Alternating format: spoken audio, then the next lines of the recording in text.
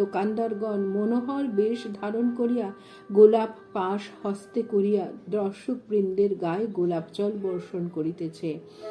গাড়ি ও একটি আতরওয়ালার দোকানের সামনে আসিয়া পড়িল। ঠাকুর পঞ্চমবর্ষীয় বালকের ন্যায় ছবি ও রোশনাই দেখিয়া আহ্লাদ প্রকাশ করিতেছেন। চতুর্দিকে কোলাহল। ঠাকুর উচ্চৈঃস্বরে কহিতেছেন, আরো এগিয়ে দেখো, আরো এগিয়ে। ও বলিতে বলিতে হাসিতেছেন। বাবুরামকে উচ্চহাস্য করিয়া বলিতেছেন, ওরে এগিয়ে পড় না, কি করছিস? এগিয়ে পড়। শ্রীরামকৃষ্ণের সঞ্চয় করবার জো নেই। ভক্তেরা হাসিতে লাগিল। বুঝিলেন ঠাকুর বলিতেছেন ঈশ্বরের দিকে এগিয়ে পড়, নিজের বর্তমান অবস্থায় সন্তুষ্ট থেকো না। ব্রহ্মচারী কাঠুরিয়াকে বলেছিল এগিয়ে পড়ো।